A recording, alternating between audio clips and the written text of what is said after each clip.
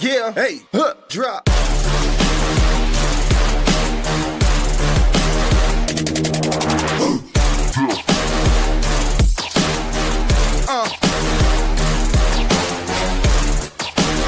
Prime Coverage Sports Network. Real coverage, real conversation.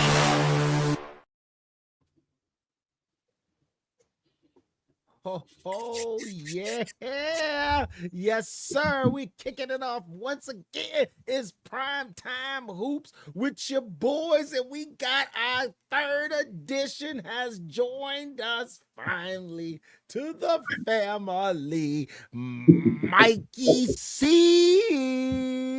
Kenny Casanova, you know what time it is. It's time for Primetime Hoops, Captain. Let's kick it off. Let's get it going. Kenny, what do you got to go for us right now? Man, let's talk about Detroit Pistons. Shout out to Detroit.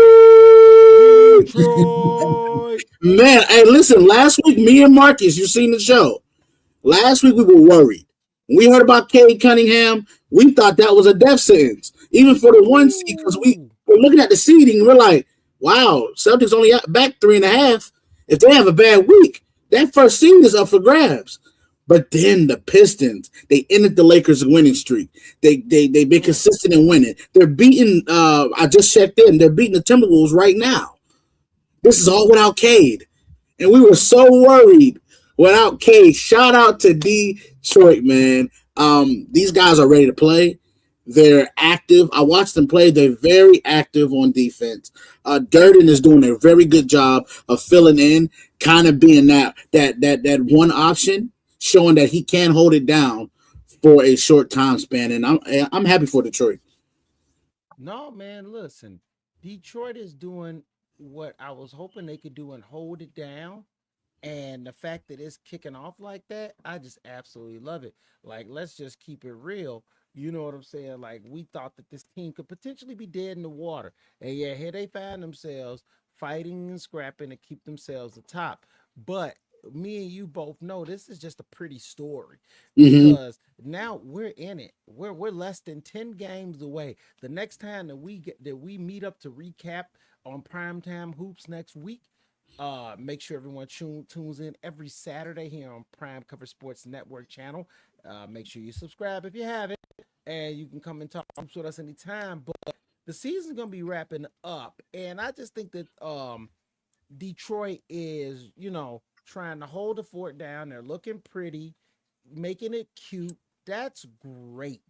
But come on now, dog. We and you both know Boston still look pretty. Yeah. Boston still looks pretty. Now, the Knicks had a small hiccup, and some people got on them. Screaming A. Smith. Screaming A. Smith got on them because they lost to Charlotte. And I didn't think that was fair. I didn't think that was fair because let me tell you something. Charlotte's hot. Charlotte's been playing great basketball. Yes. And sometimes you run into a buzzsaw. Mind you, though, the Knicks had won 7 straight games. A team does have the right to get tired.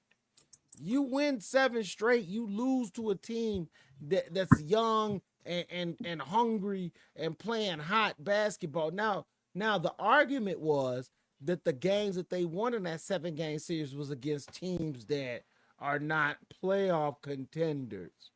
Maybe even teams that are tanking. But guess what? You still got to play grown man basketball, don't you, Kenny? Yep. Yes, you do. What do you feel about the Knicks and Boston sitting where they're at as in contrast to the Pistons and how they're playing minus Cade Cunningham right now? Well, you know what? First and foremost, I was a Piston fan going back. My boy was Zeke. You know what I'm saying? I go back that far. You know what I mean? So I'm Detroit all the way back in the day. But as far as Detroit playing right now, I think it's a good thing because with Cade being out, other people got to step up. And what was their major weakness? Outside shooting. Now, look, you got Duncan Robinson. My boy can light it up from the up. They got some great outside shooting. And when he comes back, they're going to be ready to go. Because right now they've been dependent on Cade for so many things for the offense. But with him being out, I think people are stepping up, and they're going to be a team to be dealt with. far as the Knicks concerned, Stephen A. Smith, you know, he's a New York. He's from New York. He's from the Bronx, so he's real tough on the Knicks. They ain't been. I think it was 1998 when they went to a. Right. He has a right. He has a right to be tough on them, without a doubt. He has a right. He does, but you know what? But then again, I think he's a little bit too high. Like you said, they had a 7-game winning streak. You got to play who's in front of you. You know, you got to play who's in front of you. Yeah, exactly, and that's exactly what they did. Now, you know, I'm from the Boston area, and I don't particularly like the Celtics, so we're gonna have a little problem with that. But you gotta admit that they're playing very well. They're deep. I mean, Brown's doing the damn thing. They made a point when they beat the Thunder this past week in Boston. You know, and that looked good. That looked good. But remember, they were in Boston. And yeah, I do give more to a team to go on the road that wins, as opposed to a team that held home court in the regular season. And God, you know what? Too, that was the 5th game of a 5th-game road trip. You understand? So they had to play 4 games, and then they had to go deal with Boston for their final game. So I think they probably went at their best, you know what I mean, at that particular time. But I think the Celtics are going to be a team to be reckoned with. You know, Brown played a great game again. You know, he's a MVP candidate, and he's playing definitely like that. He's played phenomenal. He's played phenomenal. Yes, he has. You know, and with Tatum coming back, you know, by playoff time, he's going to be healthy. I think he's going to be a lot better than what he is right now. And I think that damn Pritchard, he keeps coming off the bench, killing people. You know what I mean? Something though. Let me tell you something about that guy. That Pritchard kid, he is impressive, is he not? I gotta give shout out to him. Shots out there. But you know what? That also speaks to Boston's depth and their front office, and being able to recognize people and being able to develop. And that's what championship squads do. That's what championship squads are able to do. They're able to bring talent in, develop, and keep it going. I mean, think about it. This team is not been, from when they won a championship, White, Brown, Tatum. I think Pritchard was on the championship. Yeah, Pritchard was on. And that's about it. Everybody they traded a lot of guys. They got rid of Porzingis. They got rid of Porzingis. They brought in Vucevic now, which I think was an ingenious move for them and what they needed to do with their front court. And so, you know, this is to me a blueprint of what every NBA franchise should follow in terms of what to do after you win a championship and you have a salary cap and you have 2 superstars and you find a way. See, this is, and you know, Mike, you know, you go back like me, we're old school, but this is what upset me about the Chicago Bulls dynasty, because the whole front office thing was janky. Everything was bogus. They didn't give a blueprint to the rest of the league of how you handle things when the dynasty has won multiple championships. How do you keep it going? Because it was so much infighting and influx of hierarchy and who gets credit, who doesn't get credit, that it allowed this whole disparity to come into place, where teams still don't know how to deal with handling a dynasty. The Golden State Warriors tried, and we saw how that failed. The Los Angeles Lakers as well, and Boston Celtics seem like they just might be able to do that, but you gotta win titles with it. And that's why I'm rooting for the Celtics, because I'm hoping that they can provide that blueprint to the rest of the NBA of how to build. You got to go back. Let's remember, they had Kyrie Irving on this team with Tatum and Brown, and it didn't work for whatever reason, which is actually a travesty because that was the real dynasty. And for whatever reason, it didn't work, and the Celtics were still able to move on and win a title. Kyrie Irving has not won a title since he left Boston. So, we got to give a lot of flowers to the Boston Celtics franchise and how they've been able to maintain themselves in the last 10 years in the basketball world. And if they're able to pull a title out right now, I think that's a blueprint and a shout out to all the organizations about how they handle tanking, rebuilding, maintaining superstars, and keeping your name and your franchise, if it's one of the most elite, as top of that. And now, shout out to the Chicago Bulls. Yeah, I'm shouting you out because I think you guys suck. One thing I want to add to that, the Celtics, what they did, probably the most important, if y'all notice, Brown signed. Yeah. Tatum signed. They're all signed. Yeah. They don't have to worry about restructuring contracts or new they are all signed. And the other ones are not making much money. So to answer your question, what a way to build a championship roster. I mean, the rest of the team, low salary cap, they're going to get under the first apron, and that's going to be the blueprint for future endeavors for them. Now we got to hear our man Kenny over there, my man Kenny Casanova. Man. Yeah, bust listen, it, Kenny, y'all. Bust it. Listen, y'all, man. We got so much to get to, man. It's the playoff push time, y'all. So I know y'all watching the games and seeing this playoff push. You're seeing teams make way for their seeding. There's a lot of big seeding games coming up here in April, man. And I'm telling you right now, y'all better look out. The Knicks play against OKC tomorrow. Big game. Both teams. Why? Because OKC is only up by 2 games on the Spurs. And the Spurs just won today. And the Knicks are trying to grab that second seed. They're a game and a half out from that. And they're not trying to fall back to Cleveland. And so the Knicks are in that log jam area right there. So that's a big game for them. The Lakers have OKC next week twice before we come back on, y'all. So a lot of stuff is going to be determined next week, y'all. I know y'all excited about this I am.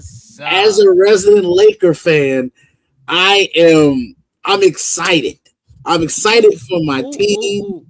Kenny, know what? I'm glad you brought up the Lakers. I had to. We left off on this last week. We did. Now the Lakers are sitting right now at the 3. If this were the end, they would play Houston. I love it. But that could change. You remember what I said? If the Lakers had to play Minnesota, could they win? And we couldn't get into it at that moment. I need us to get into it. Give me your biblical lay down. All right, so I'm gonna be honest. Listen, we're gonna take the biasness of me being a Laker fan out of this. I think this year we're more equipped to beat the Timberwolves than we were last year. I think last year Luka was still in his brain about Dallas. I mean, that was the story all year last year when he got there. He was still so hung up on Dallas. Austin Reeves is not the player that he is this year that he was last year because he got in the playoffs and froze. And we needed Austin Reeves. Everybody was trying to blame Luka. I said, no, when you got a 25 a game score, he can't drop down to 18 in the playoffs. That's not how that works. And I blame Austin Reeves a lot for us losing the Timberwolves. Like Luka's averaging 35. What else you want him to do? So wait a minute. You just said you blamed Austin Reeves? I do. I do. So who do you blame this year? I don't blame anybody. I think we can beat him. Taps that backside. Listen, that means Austin Reeves ain't getting that blank check that we talked about. Remember? We talked about that last week. Wait a minute. Why are you so hyped on? what is the hell is about Austin Reeves that makes him so sexy to everybody? Listen, I'm man, sorry. hey, I don't see nothing but a Rex Chapman. I don't see nothing but a Dan Marley. That's all I see. I'm sorry. Michael, give me some clarity, please. All right. I think the Lakers would rather play the Rockets because they done beat them twice in 1 week. I think they would prefer playing them. They got their number. I also think, when Luka went last year, he was fat, overweight, sloppy. I think he had Call it how it is now. Call it how it is. I am. But now this year he seems to be playing better. The man's averaging 40 points a game over the last 10 years. 10 games, excuse me. 40 points a game. LeBron is accepting a new role. He knows what he got to do now. If Reeves or one of them are off, he knows he's going to step up. I like the way they're playing right now. I think that they're on the road. What's going to be key, as Kenny said, that they played the Thunder 2 times coming up. That's going to send a message that might have implications on where the season is going to be. But right now, I'll tell you what, I'm not worried about the Rockets. I'm not worried about the Timberwolves. I think they're going to. I think they got to keep them somewhat out of control, in control. But then they got their guard play is not that good. I don't really like Minnesota's guard play this year. I really don't. I mean, look where he called up. They called what's his name? He's like 85 years old. Conley. They brought up Conley. He's older than me put together. You know what I mean? So I'm not really happy with their backcourt. Anyway, I'm very confident in the Lakers getting past the first round. Guys, I got to throw this out here. And I know this might be a little off, but you know what? Sometimes, we just run with it right here on Primetime. So, the thought came to me about my man Wemby, who was out here like, hey, I should be MVP and really putting his name out there. I wasn't feeling that. I'm sorry.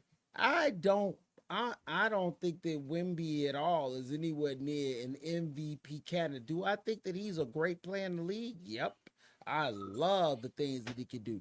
But when you be dropping 23 and 14 with some blocks, those are Hakeem Olajuwon numbers. There's a reason why Hakeem didn't win MVP over Michael Jordan. Hakeem only won MVP when Michael Jordan retired. Okay? Because when you drop them numbers, those don't match up against a great score. And I know the league is anti-Shea. Me and Kenny have broke this down, and that's okay. I get he's a Tim Duncan style basketball player. But you gotta be better than that Tim Duncan style basketball player. And that's why Kobe was so special, because Kobe was able to give you that entertainment and that excitement. But if Kobe wasn't in the league, Tim Duncan would have been winning some of those MVPs along with Shaq. Because the bottom line is that when you are efficient and you get the job done, it can't get ignored. And someone has got to be playing better than you for you to ignore that. And I think that, I'm sorry, just Shea plays better than Wemby at this current moment. And I could even say that even the Joker plays better than Wemby at this current moment. So I love that Wemby is trying to get himself out there. His PR, they do a great job. Hats off. Start making people think about him as an MVP. That's a wise move. But at this current point now, I'm sorry, he is not. Am I wrong for saying on that? Am I standing on business? Let me jump in, Ken, for a minute. I'm gonna agree with everything you said, but there's one thing you haven't added. I'm gonna let the viewers know. Wemby's only playing 28 minutes a game. Oh, he's only playing 28 minutes a game, and to affect the game the way he is, only 28 minutes. You think he's gonna play 28 minutes a game in the playoffs? No. His numbers are going to go off through the roof. Now, as far as MVP consideration, where were the Spurs last year? Okay. Like bottom. They was at the bottom. They were not playoff ready at all. But look at them this year. Wemby? Is that Wemby, or is that a cause of the team that's around him? He has a much better team around him than he did last year.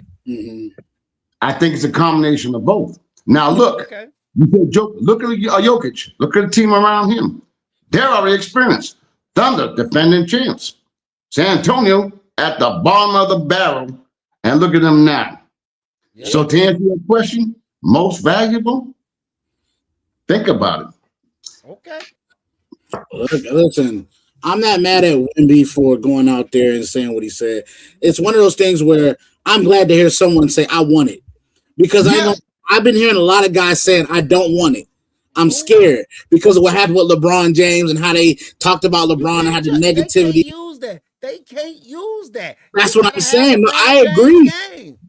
I agree. And that's why I'm saying, like, for me personally, I'm not mad when we saying, no, give me all the accolades. I want them all. MVPs, defensive player of the year. Y'all better enjoy right now Shea winning it and other guys being considered. Because I'm telling you right now, the second they up his minutes to 35 minutes, Wemby's going to win 2-3 MVPs in a row. He's going to reel them off. And he's probably going to win a finals MVP in between there to mash it up. Because this Spurs team is so good at the guard position.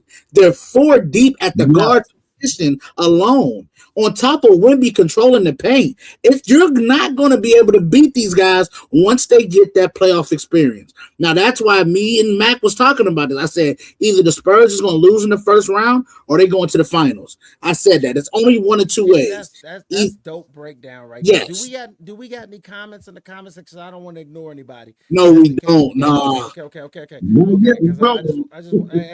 ain't want to ignore anybody. Yeah, right. Definitely. We wrote because we definitely. Right now. You know how it is. It's getting hot. Yeah, definitely, man. The Spurs, to me, like I said, they're either going to get it this year or it's going to be 1 year. I promise you, next year, you're going to be like the Spurs are going to be the favorite in the West going into next year because I feel that. You know what's great too? We have not talked. Well, I don't know. I wasn't even sure last couple of weeks. The Spurs got a veteran guy who has players experience. I think that's going to be very. The Aaron Clark, you better watch that brother.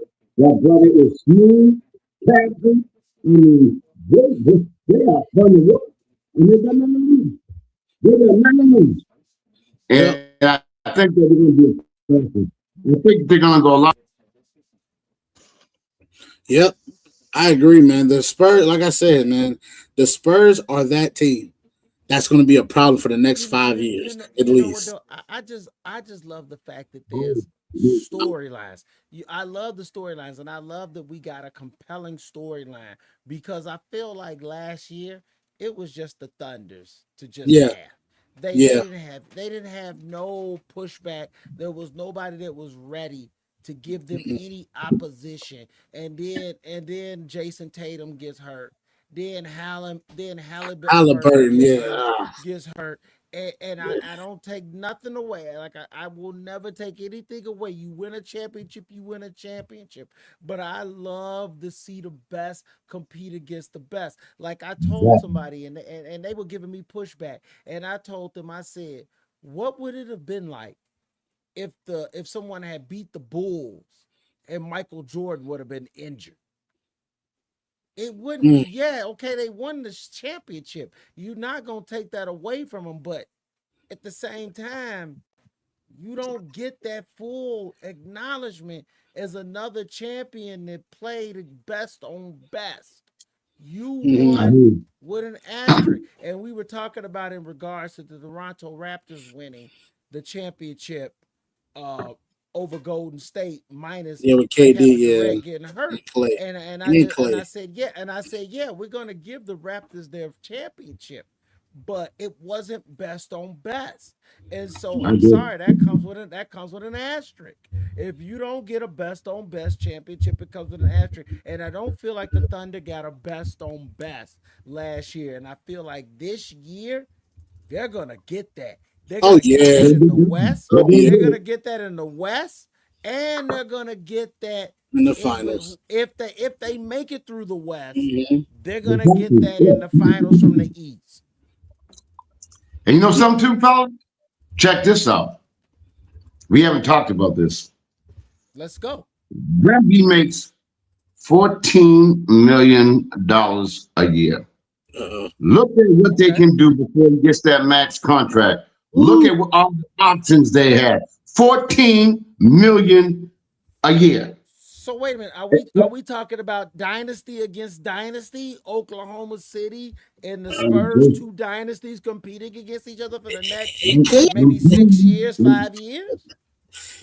Okay, he has a lot of picks left, and San Antonio is young, and they're going to have so much money in the salary cap before they hit that first apron. You don't watch out. You talk about building a championship team blueprint. Watch out. Okay. Yeah. Now I gotta ask you guys this, because we watching the tournament. We seeing these young bucks play. Of the teams that are in the bottom, who could benefit the most? And take the Pacers out of it, because we know the Pacers with Halliburton returning. Who can benefit the most from getting one of these top guys on their team? Wow. We were just talking about this. we literally just talking about this. Utah. Really? If Utah gets AJ DeBanster, I'm gonna push back on that, because why not Memphis? Memphis, you know what it is with Memphis? John Morant didn't get traded, and what if Memphis would have get DeBancer? You know what it is, though? Memphis was to get another one of these top kids that's out there. But you know what it is with Memphis? They seem like they're selling everything. They don't even know if they're going to be in Memphis. They don't even know if they're going to be in Memphis next year. They're talking about moving to Nashville. So they don't know what they want to do. Okay. Another scenario: Milwaukee, because Giannis is still there. He didn't leave. What if Milwaukee ends up with the kid from Florida, Peterson? Well, I'm just throwing scenarios out there. Okay. What if they would have ended up with that kid from Florida? Peters. No. I'm sorry, from Kansas. Kansas. The kid from Kansas, Peterson. That works. That works. The kid can score, and I think with Peterson, he's, to me, from what I got gathering watching him, he's more of a 2 than he is a 1 option to me. He's a 1B more than he is a 1A option to me. I like the kid's game. I think it translates to the NBA very well, and he loves to play on both ends of the ball. But I'm not giving him the keys to my franchise if I'm a team, because I gotta question this. If I gotta question this in your motor, at times I can't confidently say you're my number 1 guy. I can make you a 1B though, because of the talent wise. The kid can score. He can fill it up. The problem with him is, like I said, if I got a question, I'm not giving you no keys to the franchise. So that's why I think if he go to Milwaukee, it's perfect, because you're not the guy. You're not the guy at all. So he needs to be in more of that kind of role. AJ DeBanster is a guy. Here you go. Here's the keys.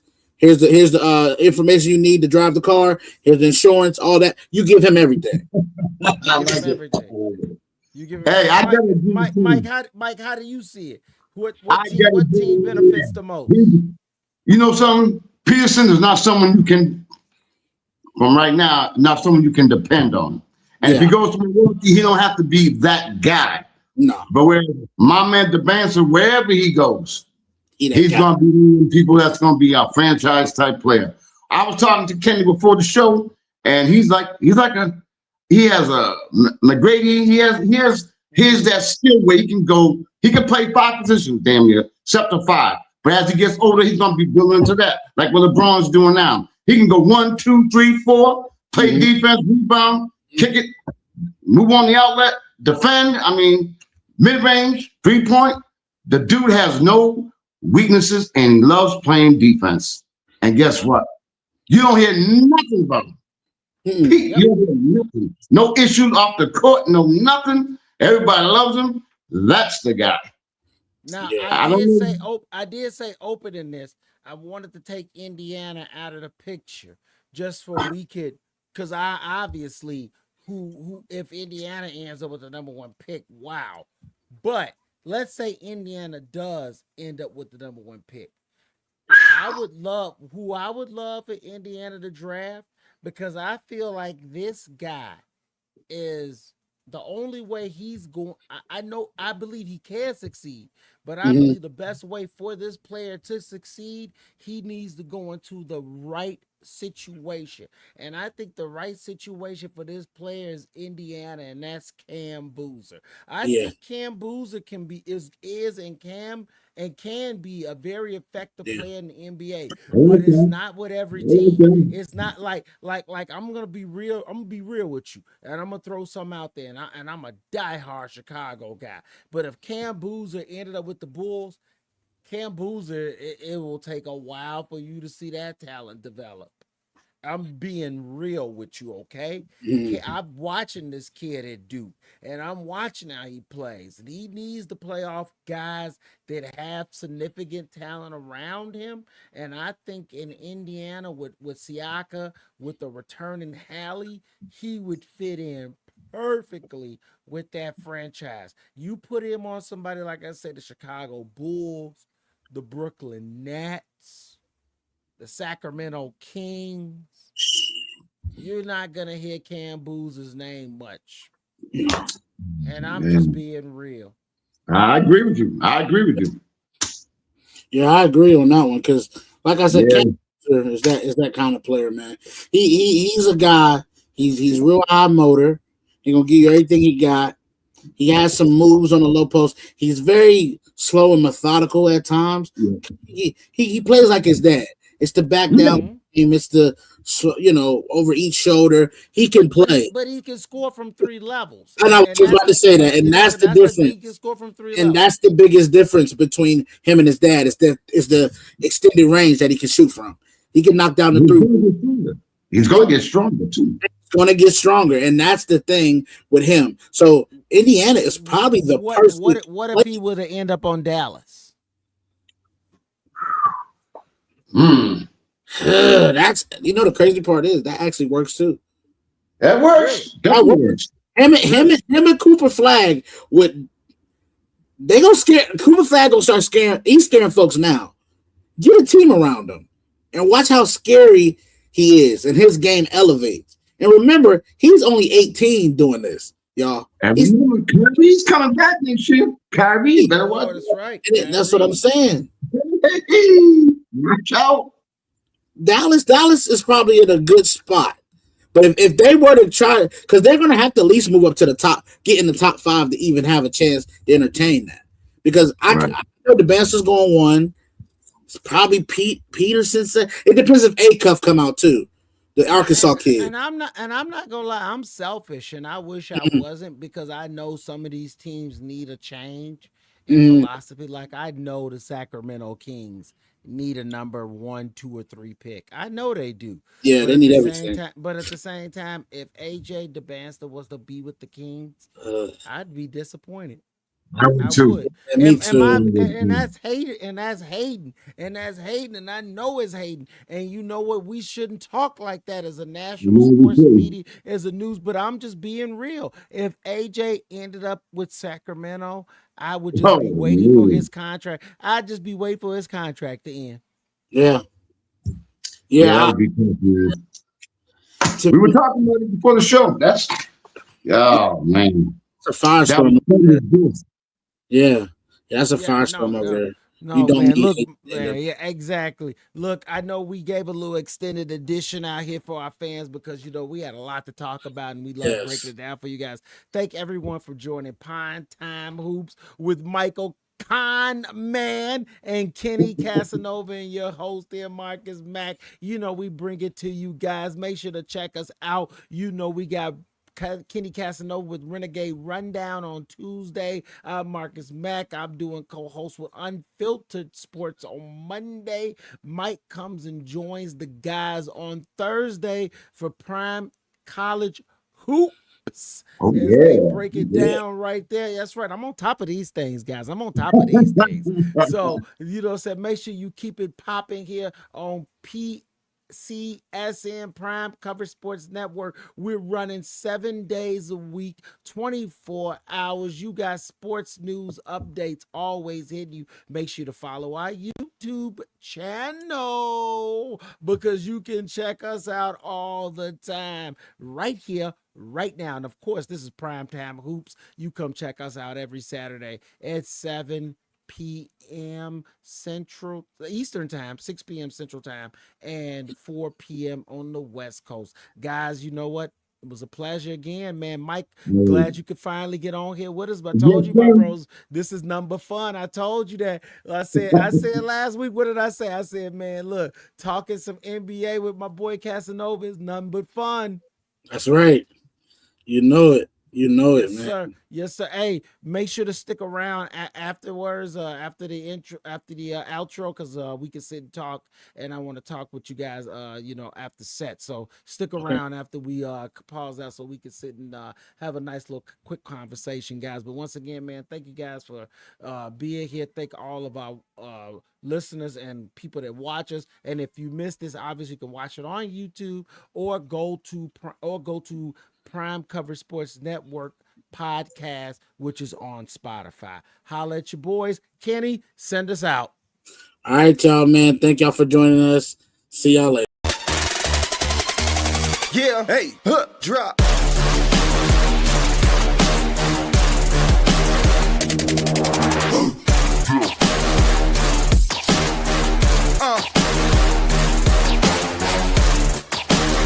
Prime Coverage Sports Network. Real coverage, real conversation.